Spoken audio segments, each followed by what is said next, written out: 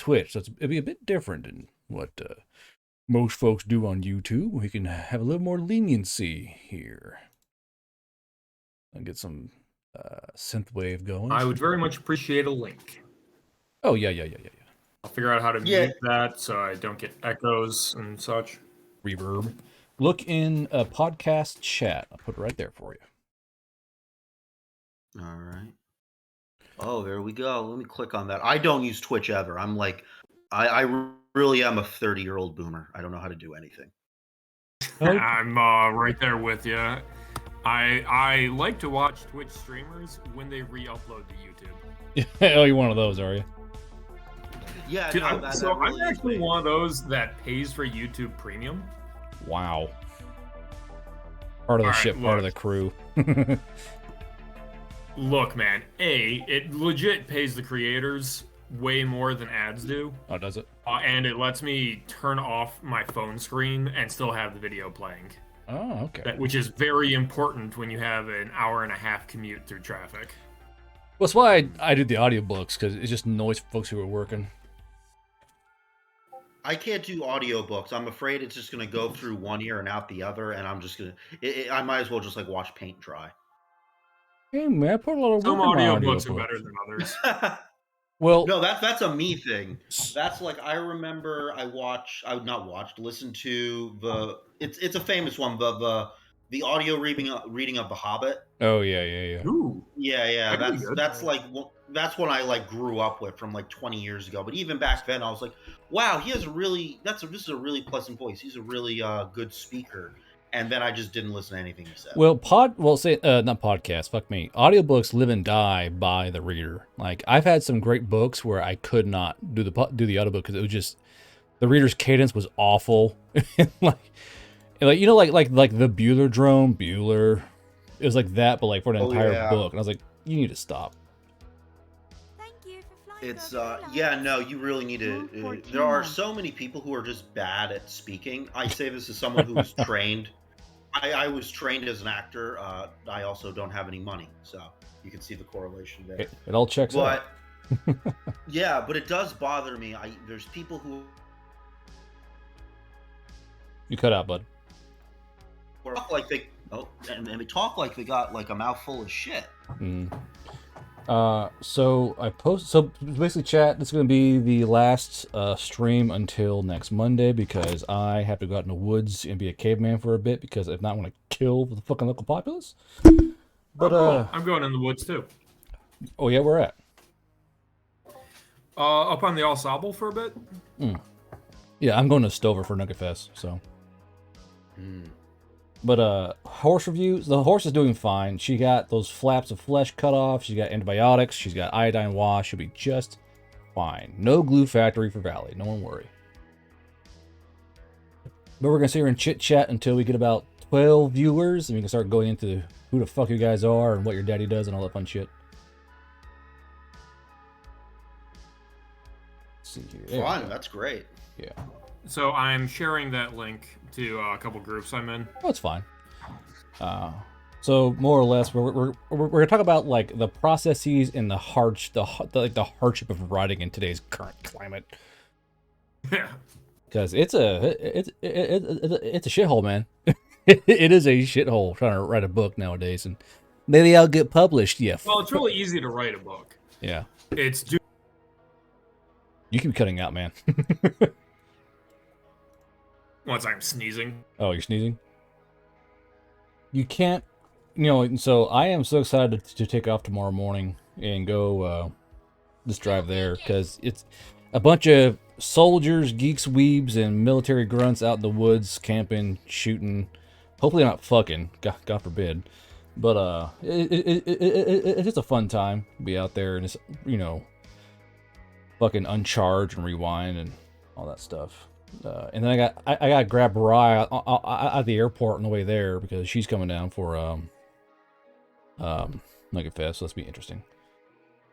All right, so good lord, I'm tired. Ivan. Okay, so we can go ahead and get started now. So you two are from the writing group which is based out of 4chan, correct? More or less, the writing group. Yeah, I think that's where it started. Yeah. Yeah. I think that's where it starts. I think I don't know if they post the Discord link in like in the lit board, or actually I think I saw them in the /TG board, because a lot of them are like Warhammer people, and they like to write a lot of like Warhammer fiction as well. Yeah, they write good. They write fan fiction. I'll say that much.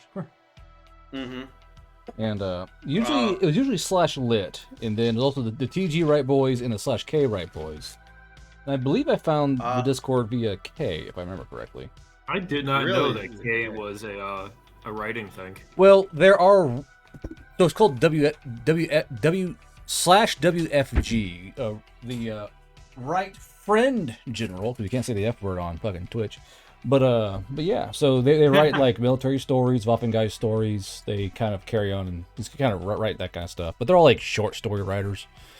There are a few, like the guy who wrote the Camp Story book. He's off /K, and there's me who just ship posts in book form. But we'll start with Slade, because you're first on the slide here. So Slade, what do you do? What do you write? What do I write?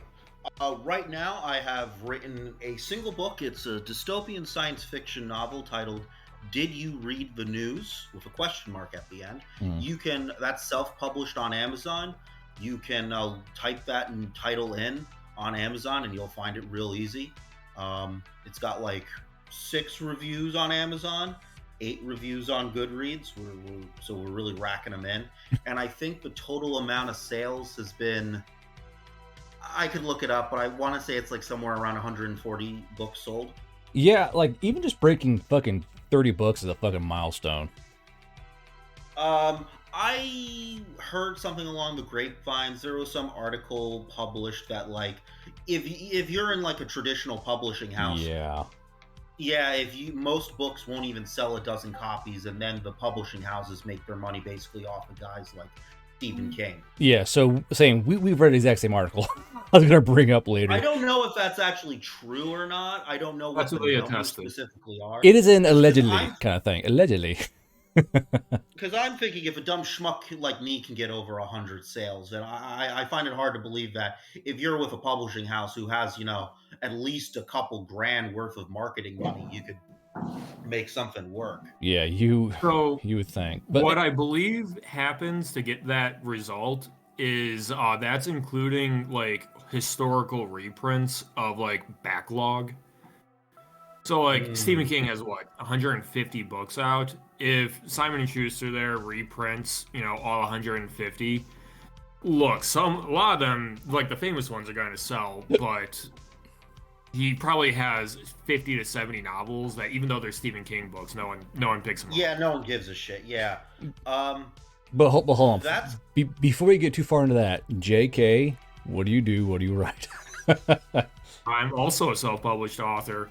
I've got an epic fantasy available for free on Royal Road, and on Amazon I've put up a tech noir detective series, which currently has 1 book out, although the second will be coming soon. And I just last month I released a military sci-fi book called Ship of Fools, which is like basically Master Chief gets stuck on a refugee ship and mutinies start breaking out. Interesting. But yeah, so the thing is, I believe we were all self-published. You, me, and he. Yes. Yeah. Oh yeah. So I want to start the night off with just the absolute grind it is to get a publisher to notice you, because like I've sent out like for my 3rd book, my first book of the second series, I've sent out probably a shotgun 170 fucking what are they called? Queries. Thank you, queries. My mind's saying courier, but no, that's the wrong fucking name. But yeah, queries, and I've gotten like back 3, and they all said, "Ooh, sorry, it's not gonna work for me." I'm like, yeah, I figured that much. But there's a reason why that is, and it's if you don't fit the perfect bracket, you're just not getting published. I was putting screenshots on Twitter of me just going through these agents and these other folks, and like, if you're a white dude, just fuck off. I didn't even want to talk to you, dude. And there's always like little codes in their want list or dream list or looking for a list where they'll put these little code words in there where you start picking up on the words, like trying to scroll through my own fucking shit Twitter trying to find these fucking things. Underrepresented voices. Thank you. Underrepresented voices, non-mainstream voices, another one. Lived experiences. I hate the one where they say, it just didn't draw me in. Like, you requested the first chapter. Like, you can't really snag someone on the first. You snag them in on the third and fourth chapter. You set up the premise on the first chapter. You know, you fill them in like, hey, here's what's going on. Here's the overplot, and you're gonna get nitty gritty in here soon. But a lot of Yerlin, shut up. but a lot of people are like, oh yeah, I want the first 2 chapters. I'm like, okay, you know, and like, it just didn't grip me. Like, Yeah, that's So a lesson. the issue I have with it is a agent looking at a manuscript is not in the same mindset as an actual consumer. no, not whatsoever. If you have bought a book, you are trying to enjoy it.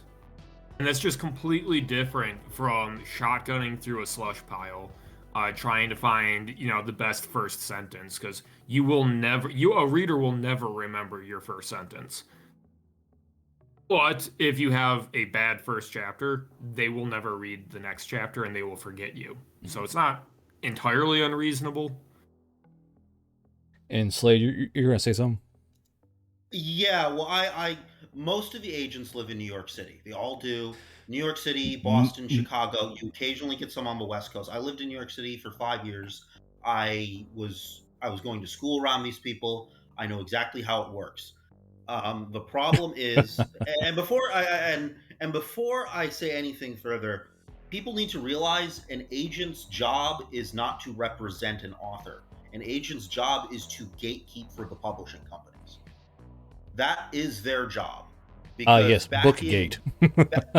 Bookgate. Well, it makes sense because back in ye olden days, guys like Tolkien, they just sent a copy of the Hobbit manuscript over to the publisher, and then the publisher went over it and they made a deal and there was no agent involved.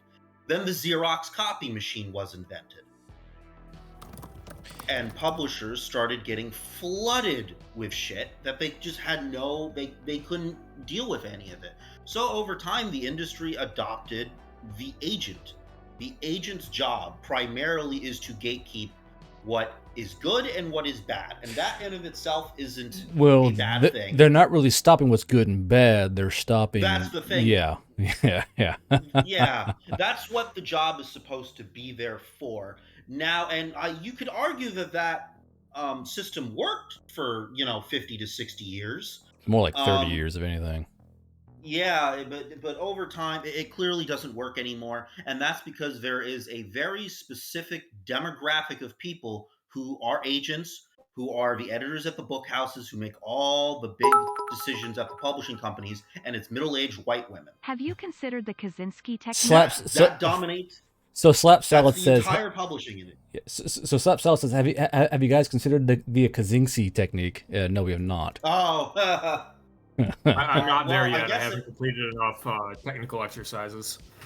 I'm not nearly as smart as Uncle Ted. But and thing is, this whole I'm one of the group who says that everyone should gatekeep for sure, and things should be gatekept to a degree. But when you're gatekeeping something like books, that's like gatekeeping RPGs or like certain like player groups. Okay, fine. But when you're gatekeeping books, it's just like it's not quite the same, Bookgate, if you want to say it that way. But like I have some of my tweets pulled up. And I found the one that was about the Penguin Random House. But I am currently seeking to represent illustrators and author illustrators who authentically depict the world we live in.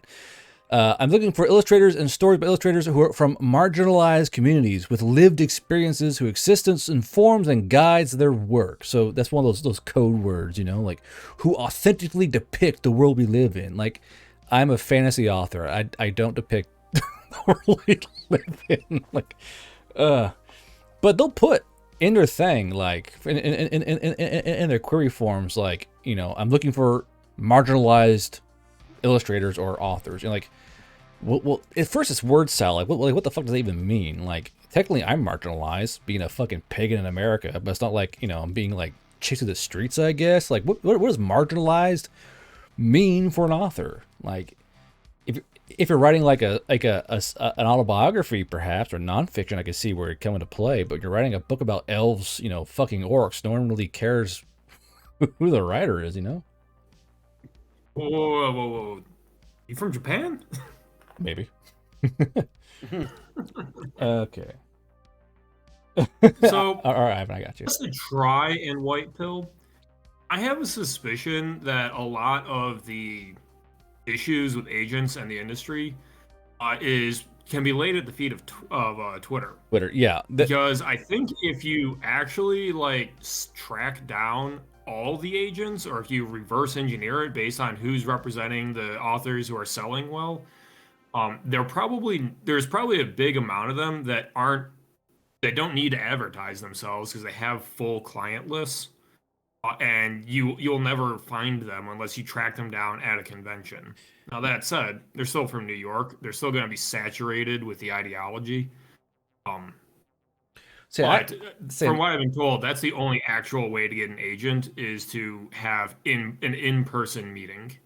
Well, the thing is, if you live in the Midwest, you can't do that. And there are the guys in Chicago, but you got to go to fucking Chicago to do it. And even then, you got to like track them down like a fucking wounded deer in the woods. Like it's so weird. This is how it is now. Because I remember like it seemed like anyone could get a fucking book deal back in the day. You know, if you're like marginally interesting, you get a book deal from a publisher from like Penguin House or some shit. They fucking rock you out, give a book signing, and fuck off. Now it's like, I swear, all the good books are more or less self-published, and when they get big enough, a publisher will kind of scalp you off and kind of skip you off. You gotta like fight your way through the dirt as a worm and try and get your head poking out. You know what I mean?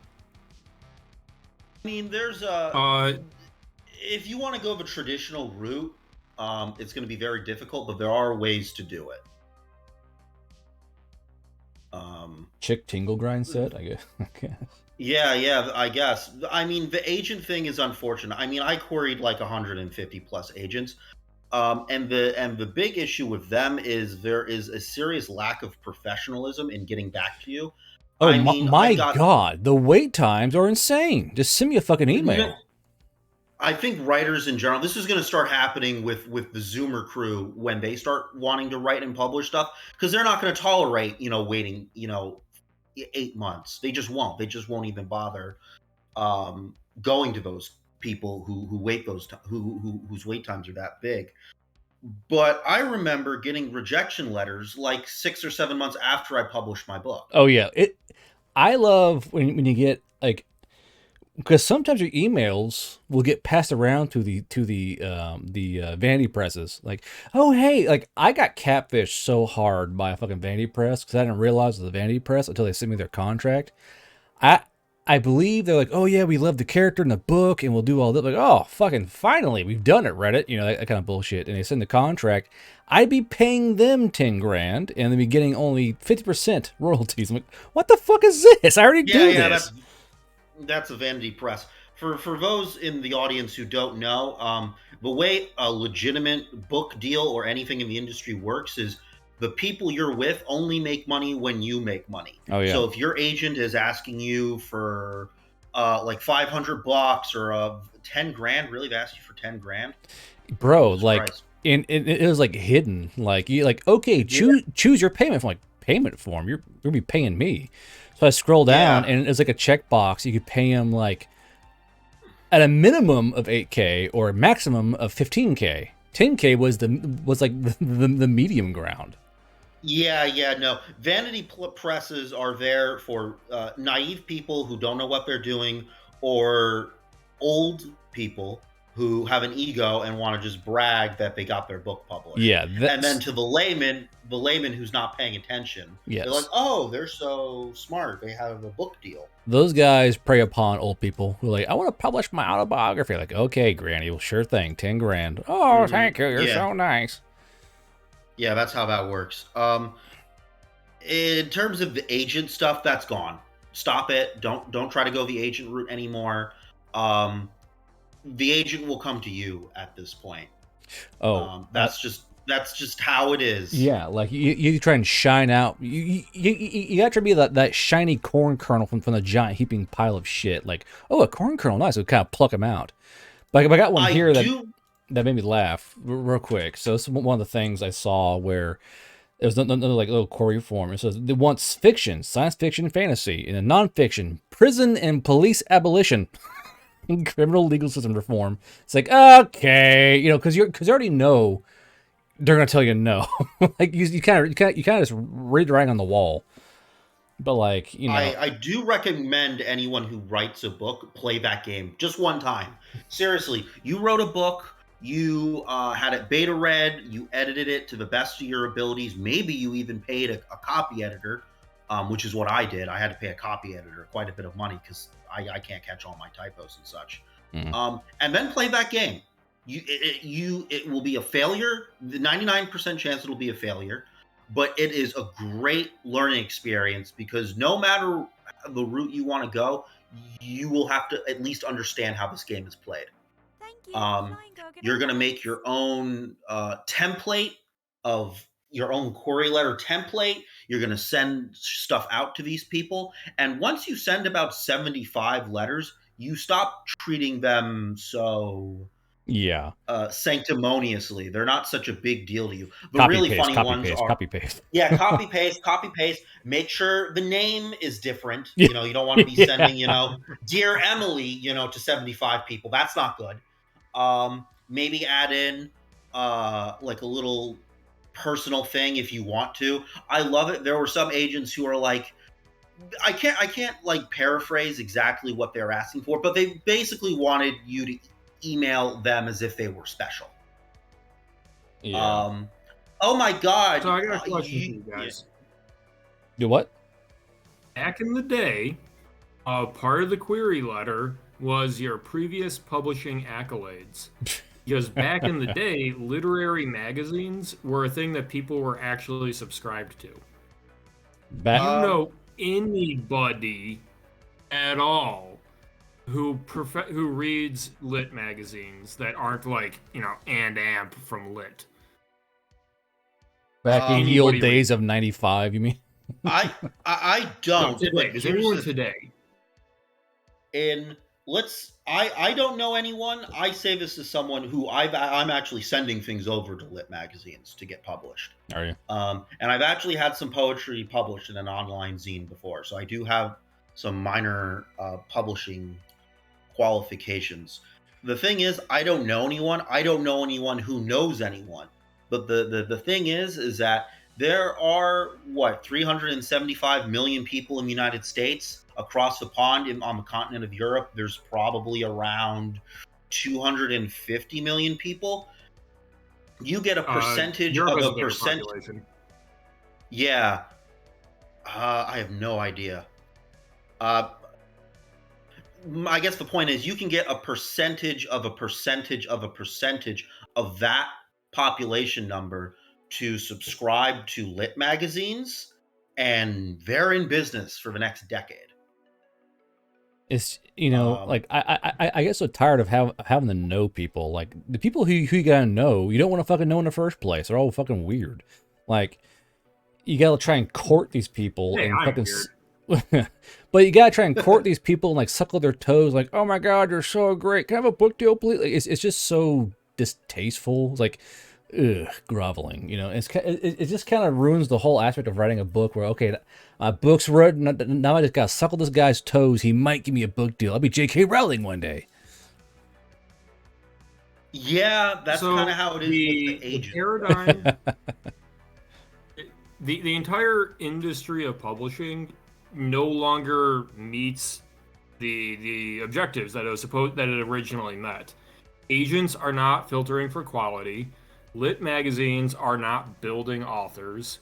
Publishing houses aren't awards don't mean are not a signifier of quality anymore. Well, they're And filtering for publishing political houses don't bias. market you. Yeah, they're filtering for political biases. That's it. That's all they're filtering for. That's the only filter they want. Do you toe the party line? Like I have one here. Like it is. Or you're Mormon. Yeah, or you're Mormon. Okay, here it is. So personal note. I prioritize work by writers from traditionally underpublished communities, since working toward correcting the imbalance in whose stories end up on shelves is part of my personal mission statement as an agent. So it's like, that's literally like, if you're a white, fuck off. That's it. That's it. If you're a white or a man, don't fucking even bother sending a query, which is, it's so disheartening to see that. You're like, okay, this person's taking queries. Oh, they do fiction, and oh cool, science fiction. All right, and you go to send your query in, and you scroll down to the little wish list. It says, yeah, if you're white, fuck off. Like, okay. And when you do that for a whole day, by like your 70th or 50th query, you're like, I don't want to do this anymore. it just sucks the life out of you. And then for the first, well, see, for the first time, I had queries that were requesting trigger warnings. Like if your book involved violence or blood or abuse, you had to type in. It was required. You couldn't just skip over it. You had to type in trigger warnings. And by the, you got to understand, man. We're in a time of plague, and you need to mark yourself with lamb's blood so the plague will pass you over. So the publisher doesn't steal your fucking first The trigger warnings are the lamb's blood. I guess, but like, aren't the best books the ones that catch you by surprise with some fucking like the first Jurassic Park book was great, and they put that shit in public, like fucking middle schools and public schools. You go read about fucking Nidri getting gored out by a fucking Flappy Bird fucking dinosaur, and you know, it's just like doing this. I have a slight leg up from YouTube in the audio dramas. So that's where a lot of my sales come from. People want to support the channel, they buy a book.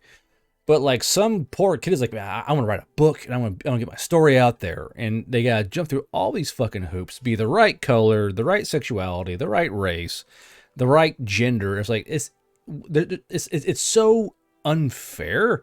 Like, your book shouldn't be judged and like, I guess book kept by who you are. It should be for what you're writing. It's just, I don't know. It seems so unfair and incorrect on how things are done, you know. And after about, it's been what, 4 years, chat? 4 years of writing these stories, and it's just like, it hasn't changed one bit. It's been the exact same shit for 4 fucking years. Are you saying? Okay, no, here's a question for you. What?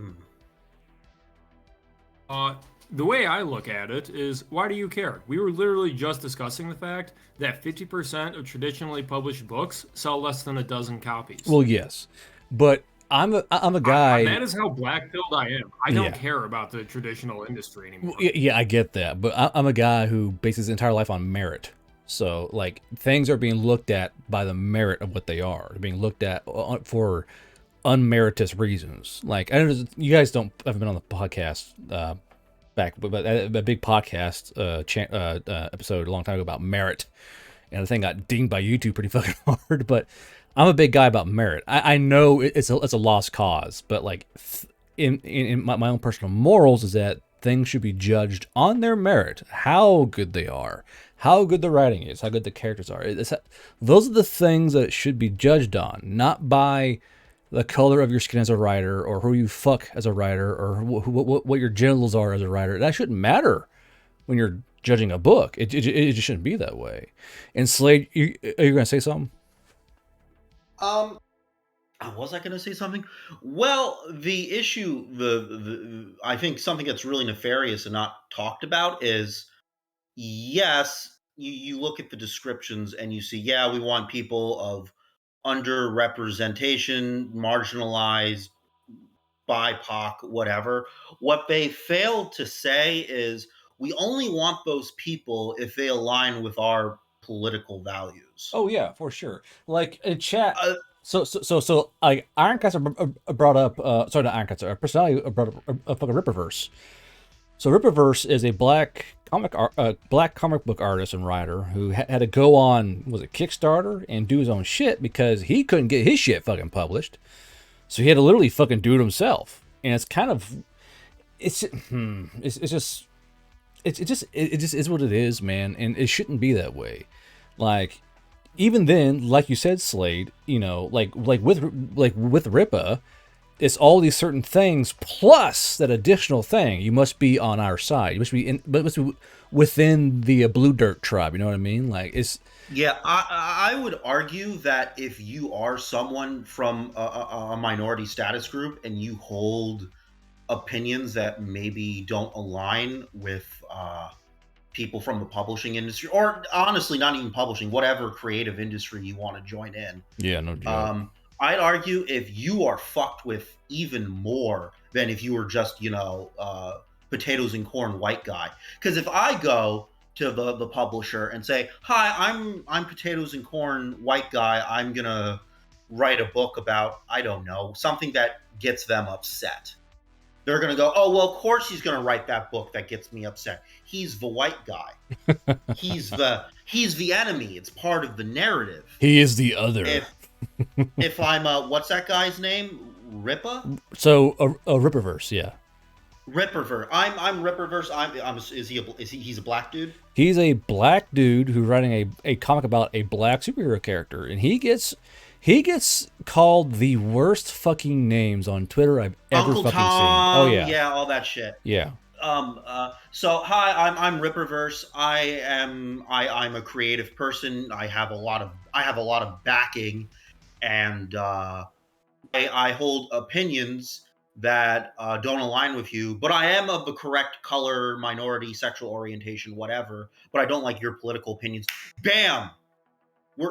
I guarantee you, those white women at the publishing industries, they're gonna get out the burning crosses on the front yards, man. Bro, but it's some hard. Well, you laugh, but they are all white. Like, most of those people are fat white women. No, I was not being facetious when I said I know those people. I went to school with them. I know exactly how it is. Because here's what I'll go through why this is. It's not some nefarious conspiracy. It's essentially economics. Because, okay, so let's say you are a white woman from a upper middle class to rich background, because it's always from that economic status for a very good reason. They went to the right schools, they got the right tutors, did the right extracurricular activities, and they worked very hard. That is something that you need to take into consideration. These women aren't stupid. They got all the A+, they got the 4.0s at their Ivy League schools, and they got the right internships. The internship is the key. You live in Manhattan. You get an internship at Random House, Penguin, anyone else from the Big Five. Mm-hmm. Your internship, if you're lucky, pays you $25,000 a year. You live in Manhattan. So what do when you make $25,000 a year and you live in Manhattan? You go to your rich parents and you tell them, "I have the best internship at one of the top 5 publishing houses in the country, but I make $25,000 a year. Can you please support my lifestyle until I get a real job?" And daddy says yes, and it's a smart thing for daddy to do, because in a few years that woman is going to go from making $25,000 a year to over 6 figures, and then she can live in Manhattan. Man, it sounds pretty privileged, doesn't it? It does. It's incredibly privileged. Let's say you see other people. So real quick, Lord Fondlesleeve, thank you for following. Slay, go ahead. Okay, so let's say you are someone else from. Something said in the chat. Yeah. Icy Ironcaster asked about Vox Day. I just want to say Vox Day is a headhunter. He will pick up people like Razorfist, and he probably would have picked up Critical Drinker. Well, Razorfist has a whole bunch of followers, though. Famous. Yeah, saying they're already established. Yeah, they picks up people who have already made it. Like, I get the people saying, "Hey, go see," because people tell me all the time, "Hey, go check out Razorfist." Is really like I'm like, bro, I don't have the numbers that Razorfist has. They're picking up Razorfist because he has the numbers. He has those guaranteed sales, where it's basically a push start win for that publisher. Someone like me or Slade or Kraken, they don't even fucking look at us if we fucking under their shoe and we went squish. We're just not big enough. Which is what I was saying earlier about the whole earthworm thing. If you're big enough and long enough where your head pokes out of the dirt, people are going to notice you, sure, but the rest of us are under the dirt eating a corpse. Like, no one's going to notice us that much. And it's you really got to have the Twitter war. You got to engage in the Twitter game if you want to get those numbers up. Okay. Which I just don't have the fucking patience for that shit, man. It's just...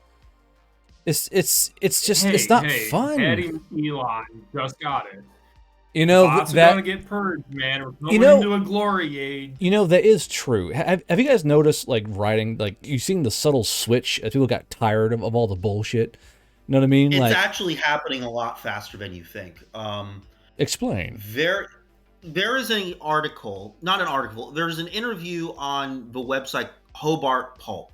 Hobart Pulp is a literary magazine and also does online stuff, and it publishes a lot of, leftist type, Democrat stuff. But there's an interview with a author turned pundit, cultural critic guy. His name's Alex Perez. Isn't that everybody nowadays? If you're even somewhat anti-left, you're a fucking social pundit nowadays. Good Lord. Yeah, well, the guy explains, this is a huge interview, and the guy explains, hey, I was a writer. I wrote fiction books. I went to, the big popular MFA programs and all the workshops. I did all of that. And I just switched from being a writer to writing, political commentary on, I don't know, something. Because that's where the money is. And I get paid thousands of dollars to do that. And I wouldn't get paid any money for my fiction because they don't want me, because they're all crazy. But he also pointed out, I think to the editor or to whoever runs that rag, that we are talking about this. The fact that we are even talking about this right now on this platform is a revolutionary act. You think so?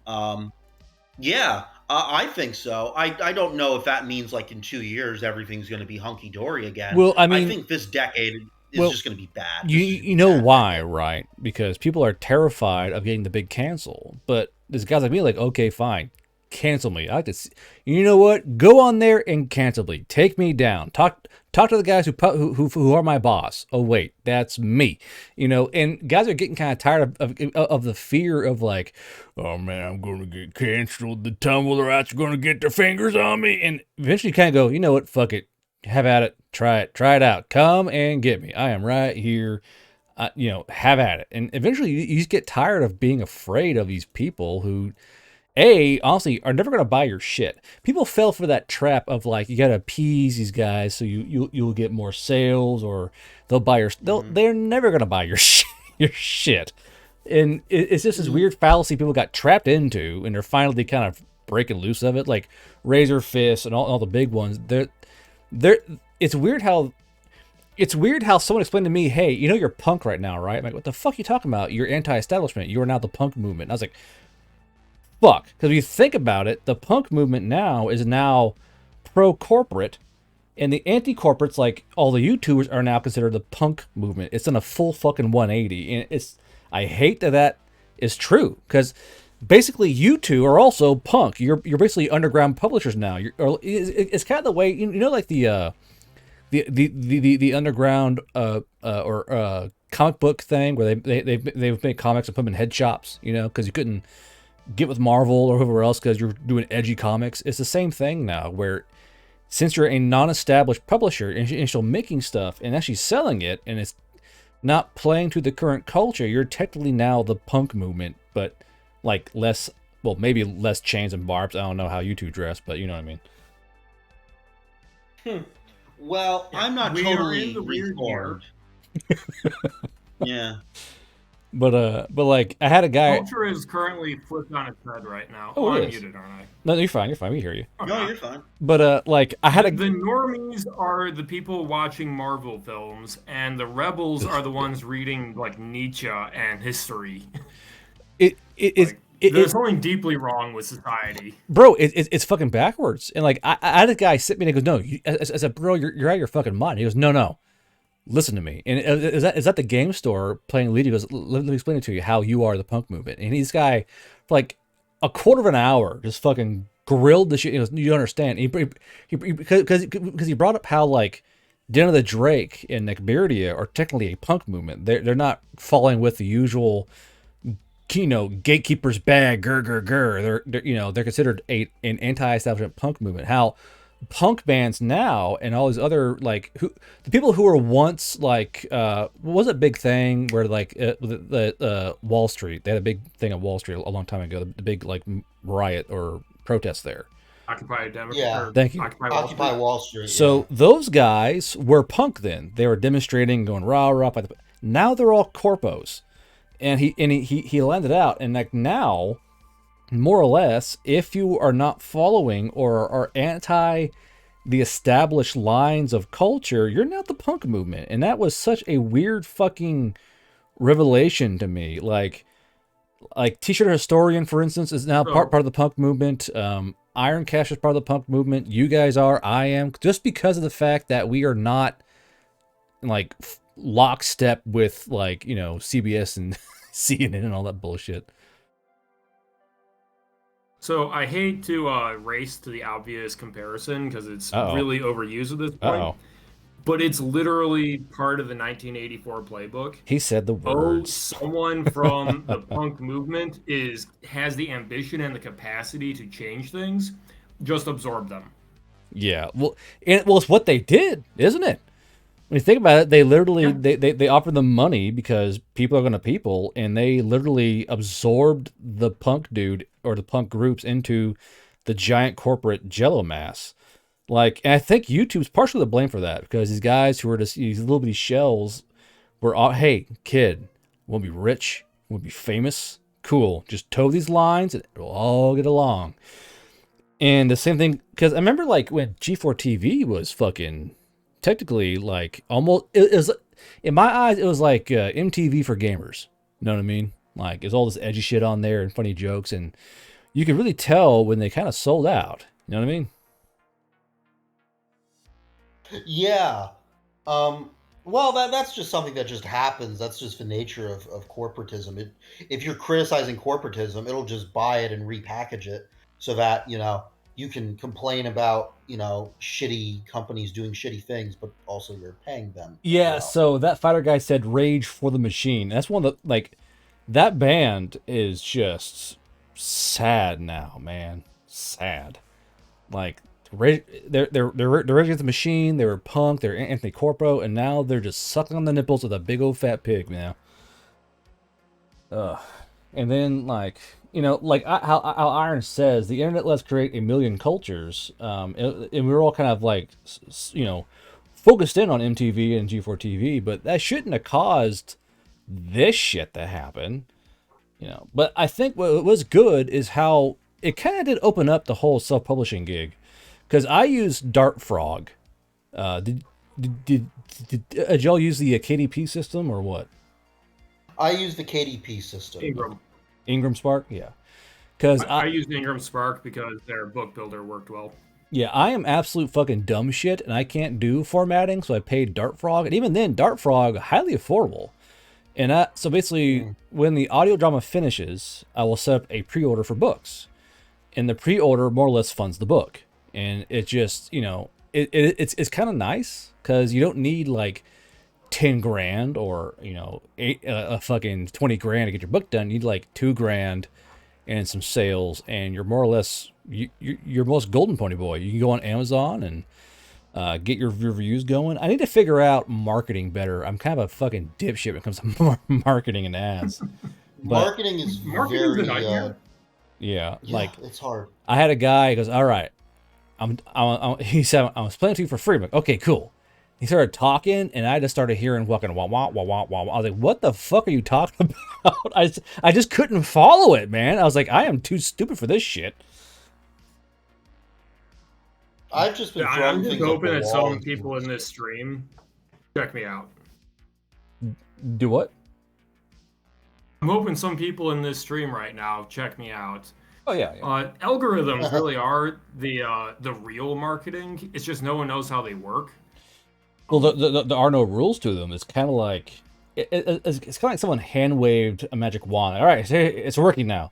Well, how's it work? I don't know. It just do stuff. Like these algorithms, like God, algorithms. Like on YouTube, I have guys who are subscribed to me but can't find my videos. Yet if I say, "Man, I need a taller ladder," too loud, I'll get an advert on my phone from Amazon like, "Hey, we got 80-foot ladders." Like, what the fucking? It's just Oh man, I'm afraid to click on anything on YouTube. Like it's like, oh, that's a funny Sopranos clip. I guess I'll watch that. That was entertaining. Then for the next 8 weeks, I'm getting Soprano clips. oh on my on God, feed. you watch one VTuber fucking clip like Iron Mouse reacts to funny videos. It's just Iron Mouse for fucking 4 weeks right in your face. You can't escape. Yeah, and then try explaining that to your girlfriend. Yeah. What's with all these weird anime girls, hon? I'm like, Bro, I've got Yeah, a that's sitar fine. body pillow behind me. I can't explain shit. But yeah, you know, so I guess we'll move past this depressing topic to more fun topics. Like when you are, we'll start with Slade first. When you're writing a book, what part do you look forward to the most? I guess that's the parts I look forward to the most. I guess I have to go into a little bit of how I write books. Essentially, what happens is I'm working on something else, and I really don't want to be doing it anymore. Um, and I listen to a lot of music, and because I'm insane, usually I'm listening to 1 or 2 songs on repeat for the next 10 hours. I do the exact same fucking thing. You find that one song like And that's a vibe, yeah, and you put it on loop. yeah, yeah. So what's going on is I'm working on something I really don't want to be working on anymore. I'm tired of it, and I'm listening to this. And what's going on is there's scenes or certain emotions from scenes that are forming in my head, and I kind of think about it, and I let that linger for a couple of weeks, and then it's kind of like a snap moment, and then I just have the whole book, the whole story, just kind of displayed out in my mind, and all I have to do is just write it at that point. Hmm. So the things I'm looking forward to most are the initial scenes or the moments that inspired that whole book to be written. And unfortunately, it's usually near the end. So I know I do like a few passes. Like I'll do like a second pass of a chapter and start going through it. JK? No, that's the wrong name. Fucking, I'm on the wrong fucking Discord. Holy shit. Yeah. So Jay Kraken. That's what it is. James Craig. Okay. So you. The N is for fun. Last name's Craig. Well. Oh, I see now. But so when you're writing a book, what part are you looking forward to the most, or like enjoy the most? I'm going to sound like a crazy person when I say this, but it's actually like the mid-book escalation point. The second act. Pretty much. So, like in Faceless, my first one, that's the Tech Noir detective series. Uh-huh. Halfway through the book, in order to get a clue about who killed the guy at the start of the book, he has to go like into a sewage treatment plantation thing in the middle of the city. Plantation. And there's this huge, crazy like shootout, and that was by far the most fun thing to write in the book. And everyone who's read the book has been like, "That's the best thing in the entire book," and you had it in the middle, you idiot. Why wasn't that the climax? So I do see that a lot of times, like with my third book, I started out the climax at the very fucking beginning, and it's a climax and a big dip and a second climax that was bigger than the first one, and it's going to dip back down, because some folks get locked into like the basic Lego blocks of a book. You have you crescendo to the middle, and it goes a little bit bigger in the end, and then it kind of falls down. I like having like, kind of like in movies where like you have a big action part opening scene that's kind of leads you in, like there's like a war going on or explosions. I like that aspect of movies where like it's like boom, you're in it, and you're like, oh fuck, we're in it, and then the movie kind of tapers off for a bit, like, oh I see, they fill and stuff, and then it goes right back up to a big crescendo, like, oh fuck, we're at it again. Some folks seem to like that aspect of my books. It's kind of like, it's like a kid's heart on Tony Monsters. It's kind of erratic, spikes are a bit where they shouldn't be. It works all right so far. So when y'all are, yeah, you got to grow the sewage on plantation. I guess, Ireland. The sewage plantation. That sounds like a That reminds me of the sewage plants on the big cities on oh, what's the book series? The giant tread cities that rumble around. Fuck. Oh, I know. I've heard of that book and never read it. Mortal Engines. geez. Yeah, it's called Mortal Engines, and like in the cities, the sewage plants are being used. It's like big sewage plantation bins. They kind of grow other food off of. The phrase sewage plantation kind of reminds me of that a little bit. Well, so hold on. There are people actually building these things in real life. No. Pretty much everything in my science fiction, someone is currently building. Oh, really? So they're building a 'cause sewage you have to do plantation. something with all the shit you make. Well, generally you put it back in the ground for farming, as far as I'm aware. Well, yeah, but if you're in a hive city like it's 40K and you've got 1 billion people pooping into a toilet, like, what are you gonna do? Flush it out the river or something? Like, you'd have a catastrophe. Sir, we're literally drowning in would a have billion to treat turds. the city. Sir, you don't understand. A Look, billion 1 billion turds. people makes a lot of poop. Oh, I don't doubt that. So you mentioned music. River Tim's moment. Yeah, no shit. Just a river of shit. But let's try and, oh yeah. So as you guys are writing, like, I know me, I'll find a good like playlist that kind of carries me. Like, if I try writing without music, I just my brain can't really move and crank the gears together. I know one guy where he listens to audiobooks while writing, which sounds like something a serial killer would do. What the fuck? Like, he's listening to an audiobook while writing his book. I'm like, how the fuck does your brain manage that shit? Right Yeah, there, like, I'd be so distracted, man. I'm like, I don't know how. Maybe he's reading romances. Perhaps, but yes, I like music myself, and like me and Slade earlier, you find that one song where like, oh yeah, because like one song will like get you juicing. You have it on loop, and you just fucking just rack out like 4 chapters. Like, oh right, we're fucking cracking along. Oh yeah. And then there are days where like, So you'll laugh. oh yeah, The entire sequel to my detective story, like I have the next one like in a second draft state right now. I basically listened on loop to Fukareta for the entire book. so Just nonstop. I was hooked on that song for like the 3 weeks it took me to write the book. I should ask, what is the weirdest song you had on loop while writing? Hold on, give me a moment. Hold on. Oh, that's unfortunate. Probably Fukareta. Well, are you familiar? Do I need to get you a link? I listened a lot to the artist Hammock, whose whole thing is just strange. The whole thing is just strange. It's strange. It's a little bit, yeah. It's just a little weird. The one. But, oh, this thing. Okay. Oh, I know the song. Yeah. But believe it or not, the book has nothing, like, is not about an anime girl. It's about the son of a guy that programs the Vocaloid, basically. Oh, that guy. Like, my weirdest song was, I had a great rhythm going, and there's a song by Senzawa, where she's drinking and singing Country Roads horribly. And I don't know why, but this is a 3-minute song. I had it looped for 2 hours as I was fucking banging this goddamn chapter out.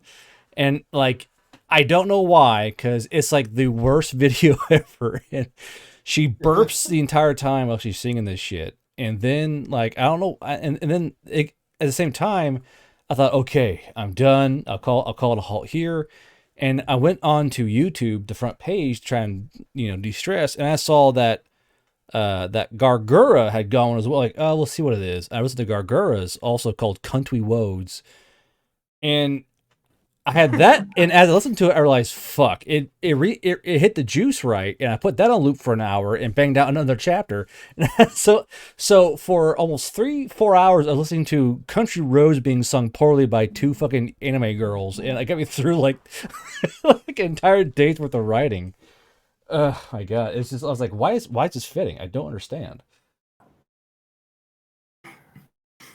You mock the anime girls, but you clearly like the anime girls. Well, I mock them because they are part of me. I must mock what I am to understand the reality of how deep this hole is I've dug myself into.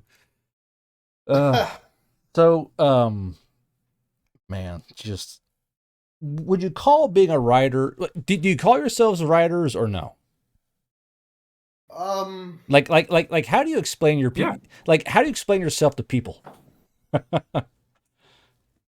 I'm a self-published author. Do you? It's not my day job, but you know. I usually don't bring up I'm a writer to most people. That's usually because of the moment I do, they either ask questions like, "Oh," they basically ask questions which lead you to, "No, I publish on Amazon. I'm nobody," or they start to say very stupid things, like they start to, you know, "Oh, I'm writing a book too," or something like that, Yeah. and no, you're not. I remember I ran to some fucking woman my father was dating, and I brought it up, and she Some said, woman. I'm writing a book too," and I wish I remembered what the title of it was, but I can't. But it was the Tusk stupidest Love. thing. Something like it really was something like that. Um, and I nodded politely and said, "Oh, that's really interesting." And then my thought was, Henry Kissinger was right. We need to call these people. The WEF is correct. Klaus Schwab needs to get rid of all these people right now, and I need to get the hell out of here. That was my opinion. So You know, the I funny thing am is, I've not. never had that kind of interaction. I've had that interaction so many times. He's cursed. Yeah, I know. So I don't tell people I'm a writer because then it ultimately leads to the embarrassing realization, no, I'm not sold at Barnes and Noble. I'm not actually that important. Or it leads to them saying some insanely stupid thing. I one time when I lived in Portland for a time, I had an old man come up to me, and I told him, "Oh, I'm working on a book. I'm trying to write, and it's difficult and all that." He's like, "I wrote a book too," and I was like, "Yeah," and he's like, "Yeah, it's about King Kong, because King Kong is it's public. You can write about it and all that." I was like, "Oh, okay." And what I'm Okay. actually doing is I'm writing about King Kong's parents, and I describe in detail the birth of King Kong. And I'm like, I want to die right now. I can't actually leave you because you're in my store. So that's a book I would read for fun on stream just to narrate it. I think that man was insane. And then I don't King think that book Kong's exists. dad's massive nuts swayed in a sweet tropical wind. That really sounds like this was like an old man. This looked like a man who looks like he went to church and shot woodland critters. And Guard, he's you know talking to nothing me about biology. King Kong is a gorilla, a supersized gorilla, and everyone knows that testicle size is inversely proportional to the animal size. Chimpanzees have gigantic nuts. King Kong would have like an atom-sized nutsack. I don't want to think about King Kong's nuts too deeply. No, but that's like what I was dealing with, and I thought, well, that was the first time it happened, and I thought when he said, "Oh, I write too," I was going, "Oh, I'm going to have a conversation with somebody about, And then you caught the crazy. Yeah. about being a writer," and then they start saying stupid shit. Then they start saying stupid shit that Cattle says, and I'm like, "Oh, okay, Klaus, come in, Klaus Schwab. I need you to come in and deal with this person right now." Klaus, I beg you. Seriously, man. It really does get to that point. So I don't tell people I write. I just usually don't. If it comes up in conversation, I'm happy to talk about it. Also, I just don't think I've written enough or done enough right now to really call myself that. Like I've written one book and I've gotten some poetry published. That's about it. That's why I don't really have a Twitter or a blog or a website or anything like that, despite the fact I know that having those things does help in the long run. So it's because like I'm boring. I'm really boring. What am I going to tweet about for the day? Oh, gee, I wrote 500 words. Yeah. Yeah. And that's the tweet. Someone said in chat, King Kong's Ding Dong, and it sounds so fucking right from like That's a probably writing what the book's standpoint. called. King Kong's Ding Probably what Dong? the book's called. Yeah, that's probably what the book's called. I'll take you on an adventure to King Kong Ding Dong. But someone, that but, man was- but we mentioned Barnes and Nobles. Like, you go to Barnes and Nobles, and you know those books ain't fucking moving. Like, No. it'd be cool to see your book Manga on a does. shelf in Barnes and Nobles, but That's really why you want it. I think honestly that's why you want to get traditionally published. So you can go with your girlfriend on a cute little date. Oh my god, I want to go to the bookstore. And you go, yeah, we'll go to the bookstore, baby. Oh my god, that's my book. That's my book. They published it today. I had no idea. That's why you want to get traditional. just try to like big dick swing, like, oh yeah, that's my book, motherfucker. Because even if you, unless you are making the Bazuzu money self-publishing, which you probably aren't, Hey, Um, I could. You don't know that. I mean, who knows? Most people are not making money self-publishing, and granted, you're not making money traditionally publishing either. No. But there is legitimacy in traditional publishing, where you can go to someone and say, "Yeah, I was published. Here's my publisher. Here's where you can buy it on Walmart or something." Yeah, the Walmart You know? word, The right? legitimacy in traditional publishing is the same legitimacy CNN has. Yeah, it's Yes, an established thing. You're part of an old system, really. I totally admit it's shallow and petty. But at the same time, if someone's like, "Yeah, my book was on the CNN book list," I'd be like, "Well, fuck. I guess they're more important than me." Oprah's It's- Book it's Club. kinda- Yeah. Yeah, seriously. So So just keep that's in mind, why I Amazon sells like 80% of books in the world. Oh, so Amazon's Oh, yeah. currently leading book sales, like of any like retailer. Amazon is literally killing Barnes and Nobles inch by inch. yeah, like- it's no longer the big five anymore. It's the big six because Amazon is now one of the big publishing companies. Like I was talking to one of the employees at Barnes and Nobles, and literally the only thing keeping them afloat is Bible sales, manga sales, and the Starbucks inside the store. That's what pays Yeah. most of the bills. I mean, So most here's people what you don't do. go to- Guys, I can hook you up with this.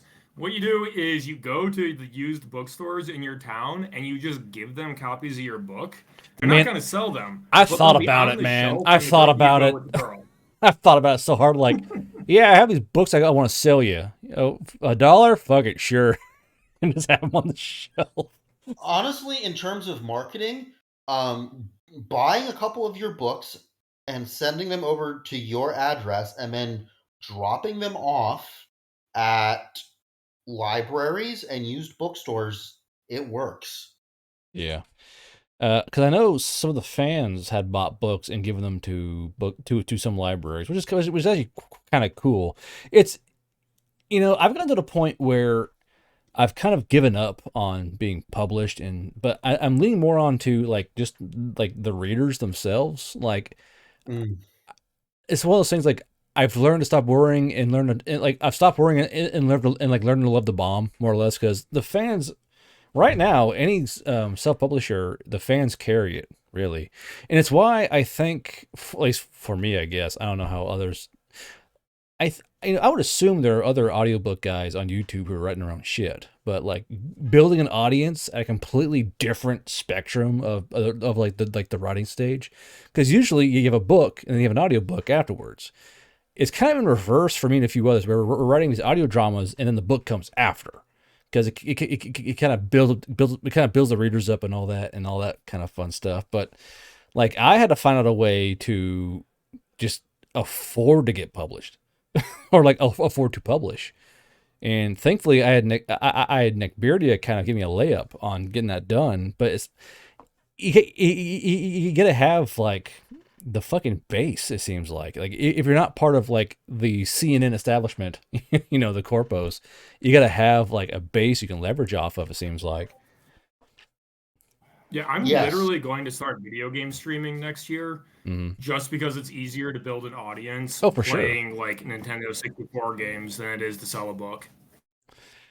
I mean, that's what. Well, I'm here on Twitch doing RPG games and podcasts because it's how I fund the voice actors in the fucking books. It seems like, because you gotta like us self-publishers have to hustle that little bit harder than the guys who know the right people. You know what I mean? They just go, oh, I talked to Jeff and he works at Penguin Books. I'm getting published. It's like, well, I gotta talk about weird shit online and wear maid dresses at the range to get my shit fucking published. So, must be nice. Chooms unite. Yeah. I know it's important to build an audience. I just I don't know how, and B, doing that stuff, I just don't want to fucking do it. Well, the thing is, you are doing it because you have reviews on Amazon. Like, getting a review on Amazon as a writer is a huge fucking deal. If you ever, go ahead. I was just gonna say, I believe for every 10 buys, 1 leaves a review. I believe those are the numbers. And I think that's probably accurate. But if you feel like feeling better about yourself, go in a bad way. Go on Amazon and look at like newest books and go kind of, and then you can see how they have no reviews. Then you go to the oldest books and you can go by sales. And there are guys who wrote a book 4 years ago and not a single fucking review. And that's just gotta be crushing, man. Like, just wait, because like on YouTube, in YouTube, and y'all, hey, leave a comment, because comments keep people going, even if it's bad or good. It keeps you moving. Like a single review, you're like, oh god, a review, it's. I'm right there with you. I beg for comments on my web novel. Yeah, because it's part of the psyche where you want to know someone's reading, And even on Amazon, you can see your rank up and down. Like you're at number 1, number 9,000. Okay, you're not number 500. Holy shit! Because you got a good little pulse of sales. It keeps you motoring. It really does. And like reviews and comments, like it. Flash of green. Oh fuck me. Hold on. Flash_of_green. I gotta do a damn $25. So Chug. So I do moonshine shots on stream for $25 a piece. Okay. So you know what? I got some Jameson. No, it's not Jameson. I got some Irish whiskey. I can do. Sure, if y'all want to, you do it with me. Yeah, sure. But give me a second. So how do you fund your books? By destroying my liver live on stream? Yeah. Let's see here. Let's go ahead and do this. I mean, I'm not doing a shot, but I am drinking a mix of Jack Daniels and Dr. Pepper right now. Jack and Dr. Pepper? It was what I had. Okay. It was that or more Bud Light. I should have chilled these. Oh god, it's so hot. It was sitting next to my fucking PC exhaust, and it was like above body temp, and I think it was warm. Oh. Dr. Jack. That's right, Ironcaster. Dr. Jack. But I should save that as a name. 1 sec. Dr. Jack. I like that name. Yeah, like yesterday, the Veil Riders in Abadan were number 1900, and today they're 1177. So it just shows the numbers and the change means a lot to authors. I would think, I'm sure some don't care, but like I'm pretty sure that most authors go, oh god, a comment, oh fuck, a review, 3 stars, fuck yes, because it still means like someone absolutely. So someone bought your shit. Someone read shit and went, you know what? This shit is nice and average. Fuck yes, brother. You know what I mean? Yeah. Also, I think a lot of authors, like especially the ones who it's been 4 years and they don't have a single review, I think they're just too embarrassed or self-conscious to ask for reviews, which I can understand. You're essentially you are shilling your product. That's what you're doing. Well, that's part of the grind. You gotta shill. I mean, it sounds bad, but sometimes you just gotta shill your shit. Shoot your shot. Yeah.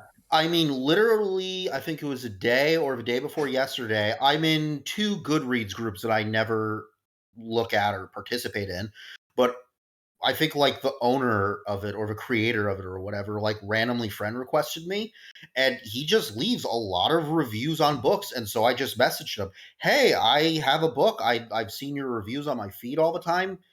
Can you review it? And he said, and to his credit, he said, listen, man, the average rating for your book is a 3.7, which is pretty good. My average rating is like 2.9.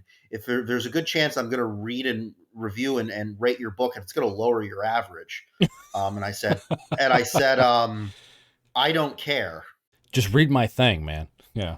Just read my thing and review it. Give it 2 stars. If you hate it, so what? Literally, if I wanted to get a bunch of perfect 5-star reviews, I literally know exactly where I can pay for that. It's not hard. Amazon never catches you doing it because all of the services know how to hide their tracks. Yeah. Well, it's one thing, like you could pay for reviews, but you know they're not legitimate. Like you can't take pride in those. You're trying to play the game where you're trying to, because I know sometimes guys will pay Amazon to push the book up to top 100 and leave it there for a bit to get more eyeballs on it. But you know, it's just it's not the same. You're faking the funk. Yeah. If let's say if there's this situation where some semi-famous self-published author, it's revealed that he paid for book sales, I wouldn't blame him. Yeah, I mean, you got to play the game. That's the game. I don't know where I read this, so I don't know where the source is, but I essentially heard you got to get 15 reviews in 3 months. 15 reviews, 3 months within publishing, and that's when the Amazon algorithm decides to take you seriously. I wish there was some kind of like better way to get books out there, or you know, like I know that there's always lists where if you give a discount for like your Kindle version of your book, they'll do like a thing. But that's what some of their kind of like works. Does it really? Well, in terms of marketing, there are 3 routes I have gone through for marketing. First is doing Amazon's advertising itself. I'm sure there is some magical guru who can figure out how that thing works. It is not me, and it's not most people, because I have paid marketing people to do the Amazon thing, and all that happened was nothing. I earned $5. Fuck yeah, brother. Yeah. No, yeah. You paid the Amazon service, $10 for ads that no one clicked on. Yeah. The second way is directly reaching out and messaging book bloggers. Book what? Book bloggers. Oh, book bloggers. Okay. Yeah, book bloggers, book reviewers. It really it brought me back to the days of queuing agents, because most of them won't respond. The ones who did respond that rejected me politely were the ones I liked the most. They were my favorite. Then there were the people who said yes, and then I never heard from them again, with the exception of one person. The thing is, I have no idea how to even fix this thing, except we just got to keep on the grind and keep creating stuff. Because I think part of the gatekeeping thing is like destroying hope. You know what I mean? Like, oh, absolutely. If we destroy their hope, they'll stop, and we'll keep with the gatekeeping. Is that you guys gotta keep. You realize that works, though. Oh, absolutely. I know it does. It probably destroys some people, but like but it's gotta you gotta push past that gate, because not only is it a very weak gate, but it's a gate manned by weak people. So if you just like be sort of like, no, me write book, Jed face, you're already winning at that point. All right, so you know what hurts worse, though? What's that? If you I will end the marketing thing that, Oh. and then release a bad product. Like if you say, "Oh, you're just gatekeeping me. You're lying to me. My book is great." It's like shit. And you put that is out there.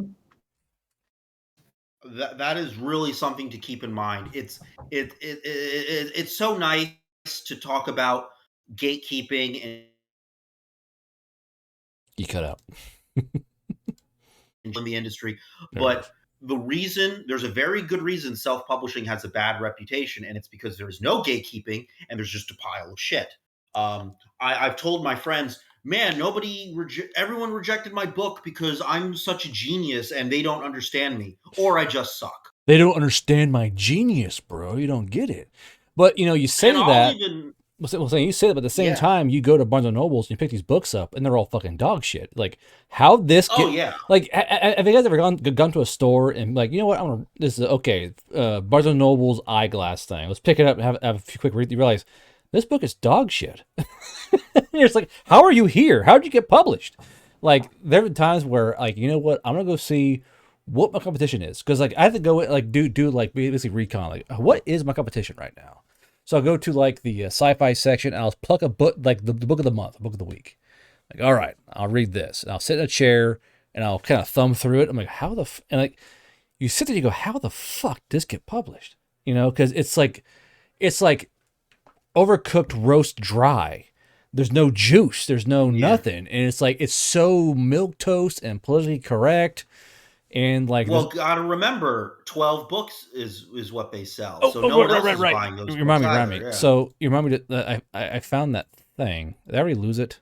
Oh, God damn it. So it was the Penguin Publishing House Limited. Hold on, I'll find it because I forgot I want to talk about that. I just fucking got tied up in fucking music memes. Screw. That's So fuck I'm me. currently reading a book by Colleen Hoover, who is famous on TikTok, which is, For a good like or it or bad reason. not, the most powerful marketing tool authors have. Man, don't remind me. Yeah. I refuse to use it, though. Don't remind me. Colleen Hoover, I'm reading one book by her. I know someone else who read a different book. This is absolute dog shit garbage. Like the only redeeming thing about this book is it's easy to read.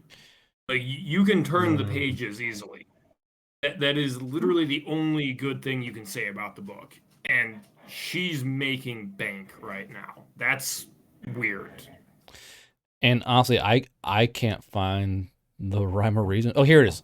So April Henry Books said, in the Penguin Random House SAS antitrust trial, it was revealed that out of 58,000 trade titles published per year, half of those titles sell fewer than 12 books. A dozen. And then 90% of the That includes the author buying their own book. Yeah, and then 90% of the titles sell fewer than 2,000 units. Like, it's just, and then like, it really fucks me up because you, me, JK, Slade, all the other guys, we write a book, we publish it, and we're getting like little nibble sales. But it's like, clearly my book will sell because with like minimum marketing or whatever have you, I am selling books at some degree. Like this year, like this year on Amazon, I sold 86 books just off Amazon, not counting coffee sales when I sign it and send it to them with the mail. 86 books with just YouTube audio series and my podcast, shilling the books. 86 sales. That's already 86, 7 times more than these Penguin House books, allegedly. And so like, you're going to Query. I have written books, I publish them, and they have sold books. They've sold yada yada yada amount of books, and they won't even fucking sneeze at you. And isn't the point to make money with these publishing houses and the agents? Isn't the point to make money? When someone goes, "Oh, he sold 500 books," damn. If I market this and put a pretty picture on it, we could sell probably 3,000 books. And I don't understand why that's not the case. It's like the exact opposite. It's not the case at all. And I can't mentally quantify what the fuck is going on. Well, there's a lot of, the thing is that, the how do I pronounce it? The audience, the consumer of the mainstream book has shrunk considerably for a number of reasons. You could blame it on the shitty economy and well, we'll know about the shitty books, but you can blame it on the crap economy and the fact that the education system sucks and that people don't want to read anymore. But you can also blame it on you could also blame it on the fact that, once again, the people who control the publishing houses are middle-aged white women. So those are the only kinds of books that are going to get published that appeal to that specific sect of society. So have you two ever like taken the dip and gone to the romance book section and just like thumb through those fucking things? Like just No. like, bro, you have to. Hold on. If you want to gauge your writing, go find like Hot Harry Love, the third book in the sequel, and just open it up and be like, what the fuck? Like adjective salad. It's just it's actually refreshing. Romance it really is. a different kind of literature. How do you mean? The successful romance authors finish the book start to finish in less than 2 weeks. Yeah, because a romance book is novel is like 40,000 words. Yeah. Yeah, but they sell so many of the fucking things. That's the issue. Sex It is sells. because middle-aged women who buy these are like meth addicts, and they just keep buying more to find the exact little fantasy they want to read about. And the back cover blurb has to exactly show, like, this is, a single dad meets a younger girl romance, kind of deal. And Yeah, the no. quality doesn't matter because it is literally just a quantity game. And quantity means money. But the most Yeah, important I'm not going to thing, knock the writers. I'm not going to knock those writers because that writing bad, titillating romance titillating smut indeed. that sells. I mean, you could say it's bad, but if the customer got off to it, how bad is it? Well, the thing is, like, you realize that if these guys can make it, I can make it. Because if Oh yeah, your writing's on par with Salacious Sausage word salad, you can make it. You just got find your niche. And I think the biggest thing is finding your niche. Finding the crowd that's going to like actually Jones for your stuff.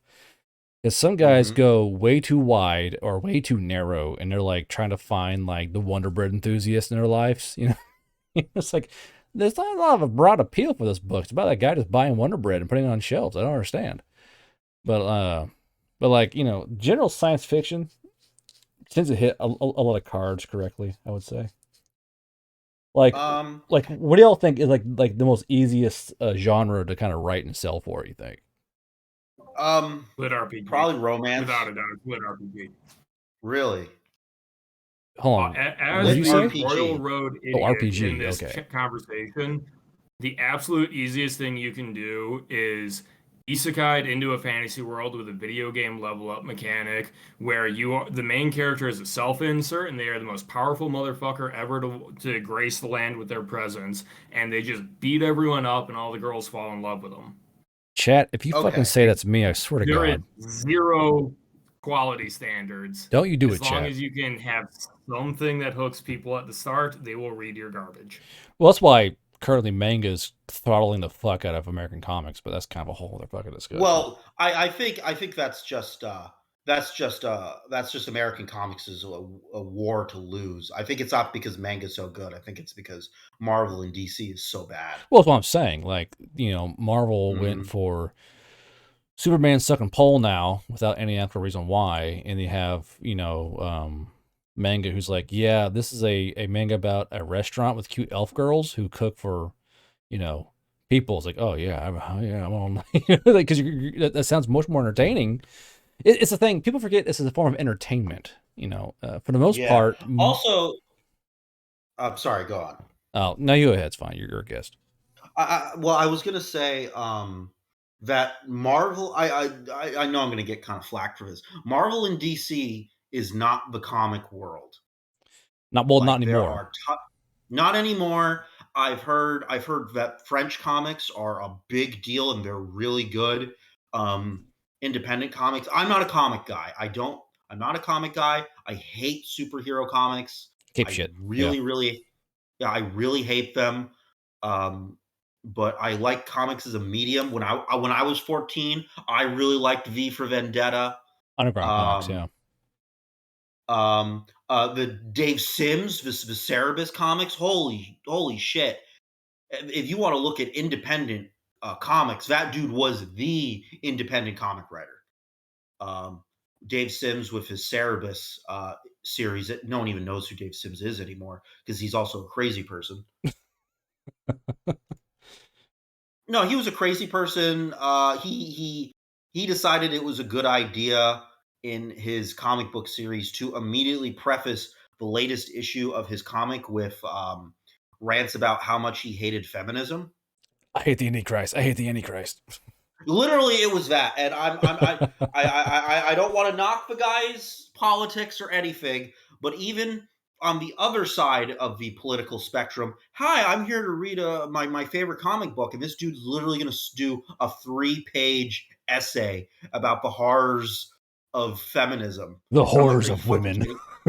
Are you fucking kidding me? And he got a lot of flack for that shit, too. I remember back in the 80s, some British rag, because he's British, did an illustration of the man as a Nazi guard at Auschwitz because he didn't like feminism. Literally, that's what happened. And by the time his issue was done, no one cared about him anymore. Holy fucking based. Lord Bumps. Yeah, no. Look at Dave. I think his name's David Sims, or just look up Cerebus the Aardvark. Cerebus the Aardvark. Okay. It's so good. That first volume is kind of crap. That second volume, though, is amazing. Cerebus, it is literally one of the best things I've ever read. If you're a comic book person and you have not read Cerebus, you really should. It is phenomenal. So we're going to end today's stream on one of my favorite subjects about writing. What is the weirdest book title you've ever seen? Like the one book title where you really go, if that guy can make it with that book title, so can I. Like, what's that one book title that where you think about it, you always just smile and go, that fucking guy. Like the balls. Like, so, because I know mine is the Nazi ass goblins of Auschwitz. Yeah. Is that a Chuck Tingles one? I'll double check here because I see that, and that guy is the ass goblins of Auschwitz, and it's on Amazon. Yep, so Ask Goblins of Auschwitz by Cameron Pierce. So it's a Cameron Pierce. Okay. Yeah. So the thing is, this thing's got 4 stars, and like the cover's got like an ass goblin with eyeballs on it and a swastika, and this guy reminds you that hey, if I can make it, anyone can make it, because the Ass Goblins of Auschwitz has 4 stars on Amazon and 211 ratings. If he can do it, you can do it. I'm gonna have to say Chuck Tingle. Not a specific book, because all of his book titles are strange. I'm saying this as someone who hates Chuck Tingle. I fucking hate Tingle. Chuck Tingle. I'm trying to Google him. I have never read a Chuck Tingle. fiction. Space Raptor. I cannot say that I hate the man. Hold on, Space Raptor Butt Trilogy. What the? Yeah, he has a bunch of insane. Scary stories to tingle your butt. Scary stories to tingle your lesbian butt. Oh, it was woke. That's nice. But he has a formula. What you have to keep in mind is he will write like a 2,000-word short story and sell it for $1 just with the most outrageous title. And people will buy it to laugh for 2,000 words. This thing is called Not Pounded by Anything. 6 Platonic Tales of Non-Sexual Encounters. It's like $15. That's actually pretty funny. In terms of really bizarre book titles and covers, Chuck Tingle takes the cake. But I hate Tingle so much. Hold I hate him. on. I think you're just jealous. It might be jealousy. My macaroni and cheese is a lesbian, and also she's my lawyer. What the fuck are these book titles?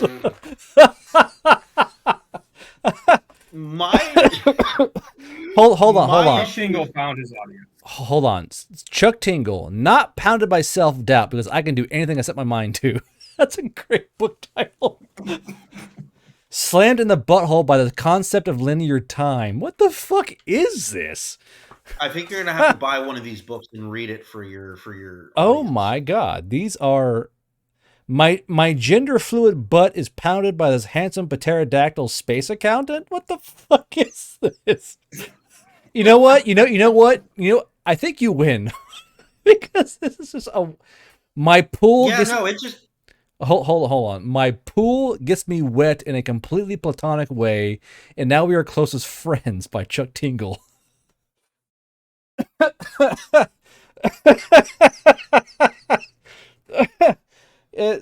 Kraken, do you have any that can beat this?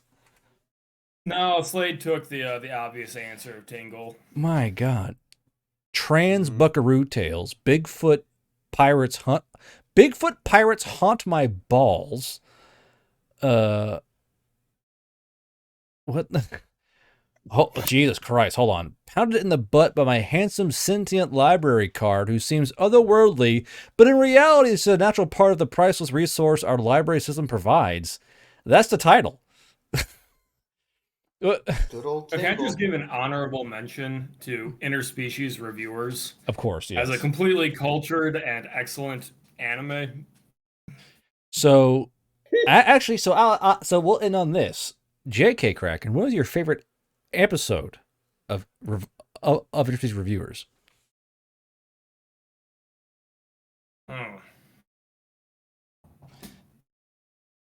You know, I only watched it drunk. That's kind of the problem. So when you ask me, the image I most remember was the barbecue episode with the salamander. Bro, I was thinking the exact same fucking one. God damn it. It's just a thick-ass salamander girl, and they're cooking sausages in a really odd ways. Fantastic episode. We're on the exact same page. Good Lord. Finer taste could not be acquired here on the podcast. How about you, Slade? Because I know you've watched it. Don't lie. I don't even know what it is. I'm not an anime guy anymore. Okay, so in all the anime mangas, there's always like human romances an elf or a oni or whatever. This is a manga where they review bordellos based on how fantastical they are. So there's like a vampire bordello, a fairy bordello. There's like a succubus bordello, and there's one where it's like a fire bordello with like a fire salamander girl, and like they cook meat on her. And shit, it's just that's great. I like meat. I'd love to cook some meat on some hot, Animu salamander girl. That sounds great. You guys, that was your guys' favorite episode. Yeah, it was. Yeah, like of all of them, that's I will give in to the peer pressure. I'll say that's my favorite episode. Because I mean, it's dinner and a show. You know what I mean? Like, I agree. I'm for it. Good Lord. All right. So chat, we'll be back. Men of Culture. Yeah. Thank you, that fighter guy. All right. So I'm gonna put their books down in the YouTube channel's description. That way, if you want to find these writers, you can find their KDP pages. And I'll be back Monday for the Storm Boy game for their. I was in a bad way last week, chat, so I didn't want to do any DM games because of real life drama, like Real Boys. And I'm restarting all the games next week. So you'll have your War Crime boys, you'll have your Stormrider boys, and we'll have the next podcast. But Kraken and Slade, thank you for coming on. So when we leave, put your links to your books in the podcast chat, and I'll put them in the description for the export video. Okay? Yeah, sounds great. All right. But thank you for coming on, chat. I'm going to Nugget Fest, so I'll be back hopefully next week. I will come out of the woods. There's no suicide pact. Don't worry. I'm planning on coming back out of the woods. And yeah, we'll see you then. So, boys, say goodnight. Good night, everyone. Everyone have a good night. Have a good night. Thanks for having me on.